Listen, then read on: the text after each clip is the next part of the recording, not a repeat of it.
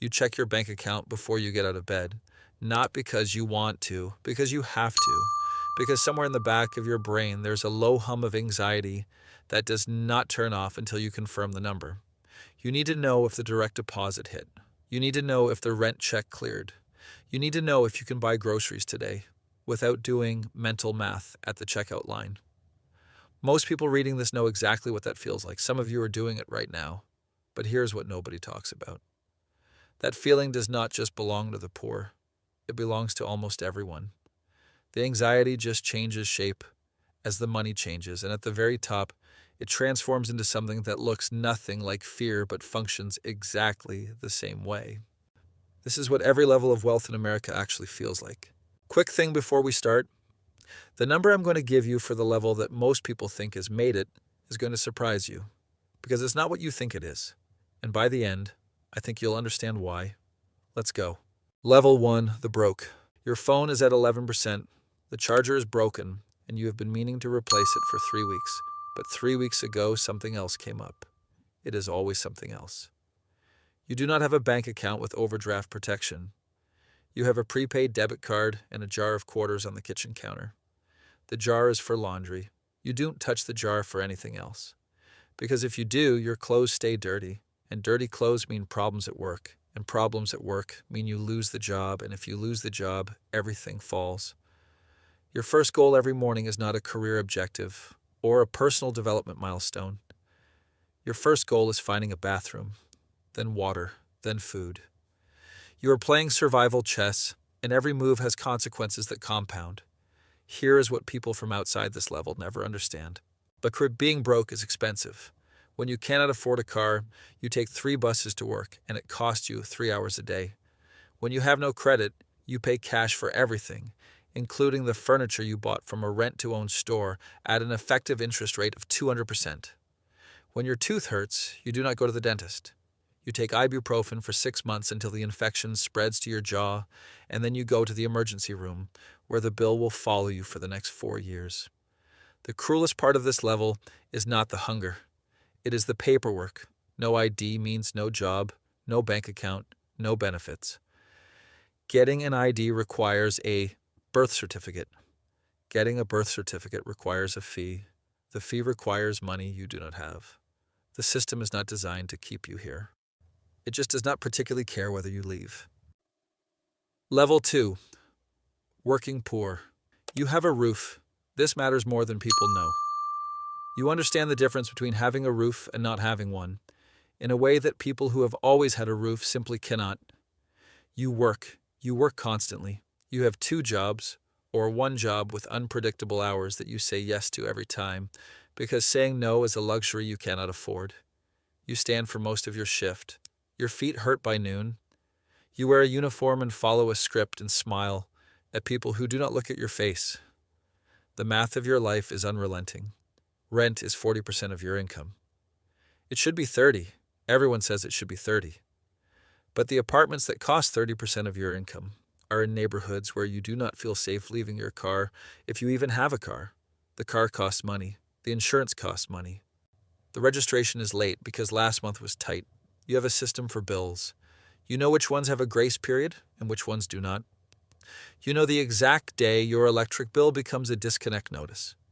You have called the gas company to negotiate a payment plan twice this year, and both times they were polite about it, and both times you felt a specific kind of shame that does not have a clean name.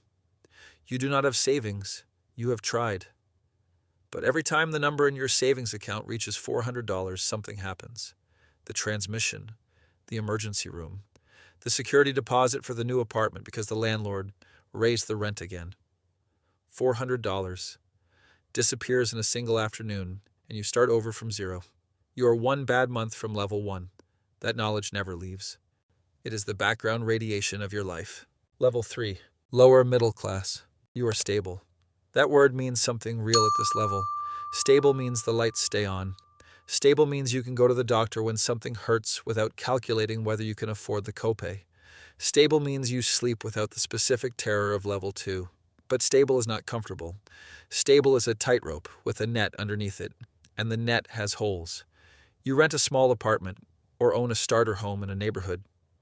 That is fine, not great, fine. You have a used car with a loan attached to it.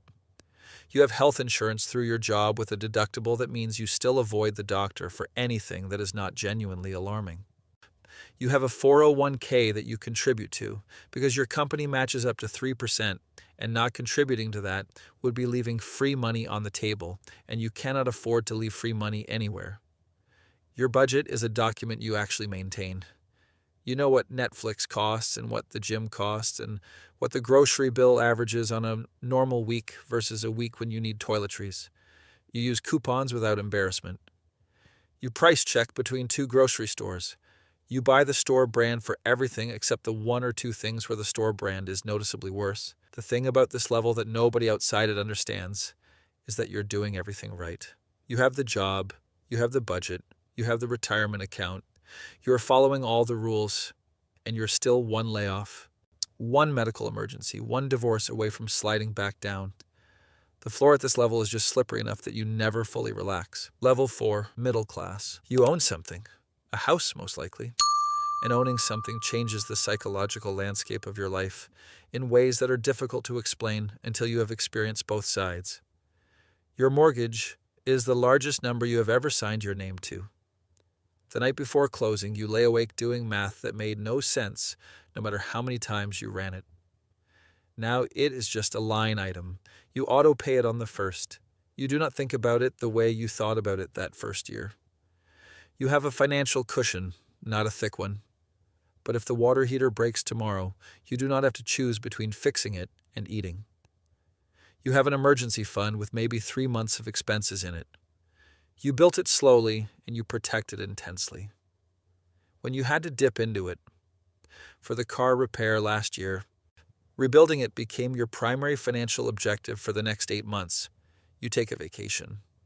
1, maybe 1.5 per year. You plan it 4 months in advance. You use airline miles and hotel points. You track sales on flights the way a day trader tracks stocks. The vacation is good. You enjoy it. But somewhere around day 3, you check your work email, not because you have to, because you are the kind of person who built this stability through effort, and effort is now the default setting. The invisible pressure at this level is expectation. You earn $100,000 a year and your parents think you are rich. You know you're not rich, you're comfortable, but you're also one serious illness, one divorce, one prolonged job loss away from watching that net worth evaporate.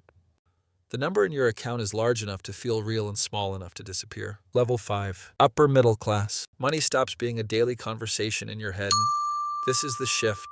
This is the level where the low background hum of financial anxiety that has existed your entire adult life finally goes quiet. Not silent, but quiet. You live in a good school district. You chose this house in part because of the school district. You did not need to choose the best house you could theoretically afford. You chose a house you could afford comfortably, and that distinction alone separates you from 90% of the people you grew up with. You have a financial advisor, or you have read enough books to function as your own. You max your 401k. You have a brokerage account. You have a 529 for your kids. Your money makes small amounts of money while you sleep, and you understand intellectually what compound interest does over 30 years. And that understanding is itself a form of wealth that most people never access. You buy time. This is the purchase that marks this level more than any other. You hire a cleaner. You pay for grocery delivery when you are busy. You book the direct flight instead of the one with the 6-hour layover because the 6 hours are worth more to you than the $200. You understand that your time has a dollar value and you spend accordingly. But here is what this level teaches you that you did not expect. Money solves the problems money can solve. It does not solve the others.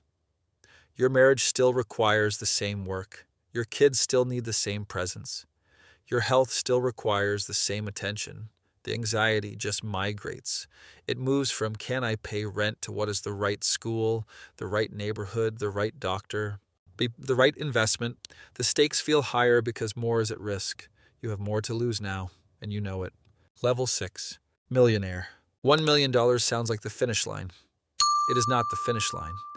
It is the beginning of the second race. Your net worth crossed 7 figures and nothing changed the morning it happened. You didn't wake up different. The coffee tasted the same. The drive to work took the same amount of time. The thing that changed was invisible. It was the number of options available to you. At this level, most of your wealth is illiquid. It is in your house, your retirement accounts, your investment portfolio. You cannot spend it without a plan. Withdrawing from retirement accounts before 65 costs you a penalty. Selling your house costs you a realtor, taxes, moving costs. Your $1,000,000 is not $1,000,000 in cash. It is $1,000,000 in assets that require management. You have a CPA, a real one, not the H&R block kind. Tax strategy is now a conversation you have once a quarter. You think about capital gains the way you used to think about grocery budgets. You have an umbrella insurance policy. You understand what an umbrella insurance policy is and why you need one. And that knowledge alone puts you in a category most Americans never enter. The psychological shift at this level is status. You are wealthier than 91% of Americans, and nobody knows it. You drive a nice car, but not an extraordinary car. You live in a good house, but not a remarkable one. You shop at the same stores. You eat at the same restaurants. The number exists only in statements you receive by mail and email. It is a private fact about you that changes how you see risk, how you make decisions, how you think about the future. Nobody can see it on you, which is exactly how you want it. Level 7, multimillionaire. Your relationship with work changes at this level, not because you stop working. Most people at this level work more than they ever have, but the reason changes.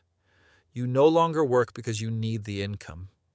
You work because you are the kind of person who built this, and building things is what you do. The paycheck is no longer the point. The problem is the point. The deal is the point. The company is the point. People at this level who stop working tend to discover quickly that the money was never what they were chasing. Your problems are now problems of management. You have a team, an assistant, an accountant, a financial advisor, possibly a family office if you are at the higher end of this range. People manage your calendar, your properties, your investments. Your job is to make decisions, big ones, infrequently, and to make sure the right people are in place to handle everything else. You give money away. This is new, not because you're required to, but because the math eventually becomes undeniable. There is a number above which more money does not produce more happiness. Research puts this number at somewhere between $75,000 and $500,000 per year in actual spending. You are far above it. Philanthropy is not altruism at this level. It is also strategy, tax planning, and legacy architecture. The thing that surprises people who reach this level is how small the world gets.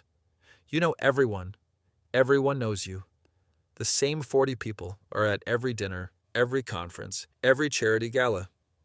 The world feels large from the outside and very small from the inside. You are deeply connected to a narrow slice of humanity and increasingly disconnected from the way most people actually live. Level 8. Ultra high net worth. You do not manage your money. Your money manages you. This is not a complaint, it is a description. At this level, your wealth is an entity that requires constant attention, strategy, and professional oversight. You have a family office. This is a private company whose sole purpose is managing your financial life.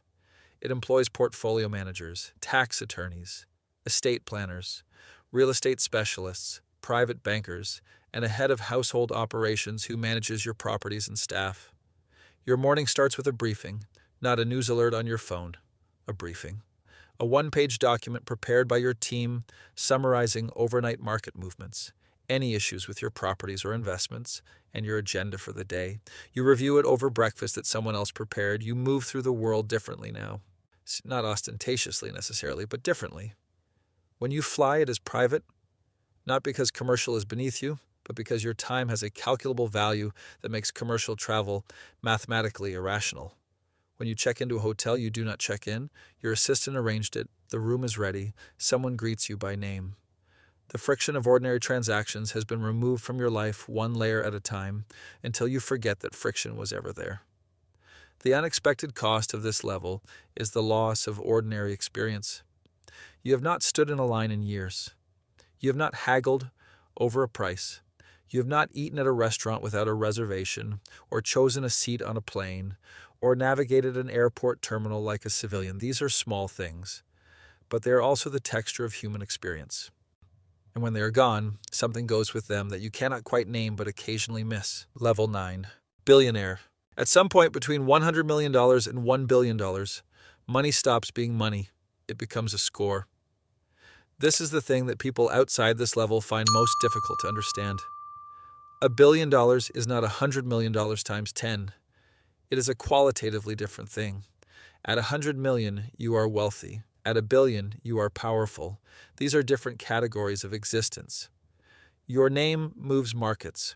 When you tweet about a company, analysts cover it. When you announce an investment, smaller investors follow.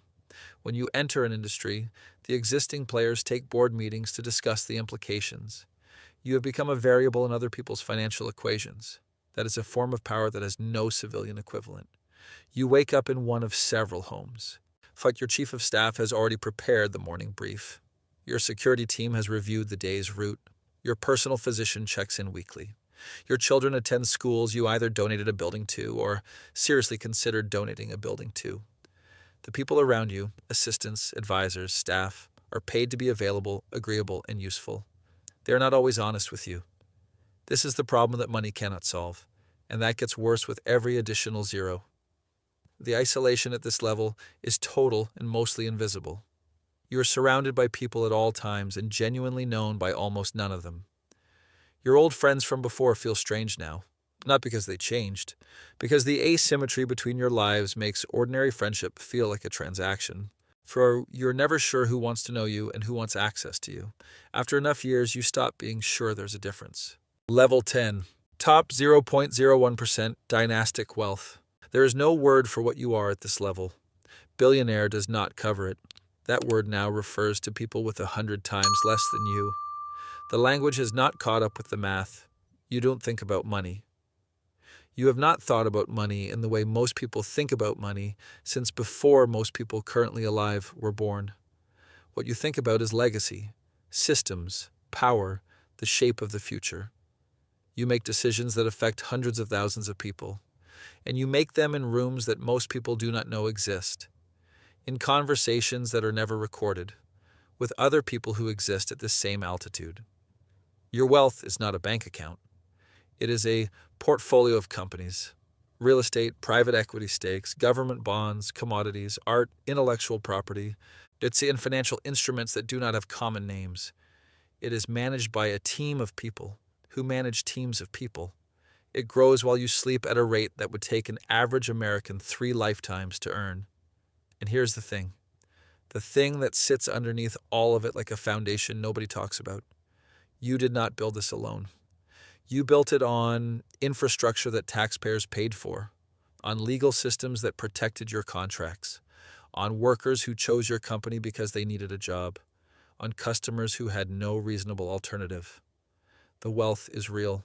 The story of how it happened in pure isolation, through individual genius and merit alone, is the most expensive fiction in human history. At this level, you are no longer a person in the way that most people are persons. You are an institution. You have a publicist who manages your image, a legal team that reviews your statements, a political network that ensures the rules stay favorable. You are simultaneously the most free and the most constrained human being in your country. Free because nothing is out of reach. Constrained because everything you do is watched, analyzed, and has consequences at scale. The 9-year-old checking the bank account before getting out of bed is still there, somewhere underneath all of it in the same country, playing by the same rules on the same board, just a different game entirely.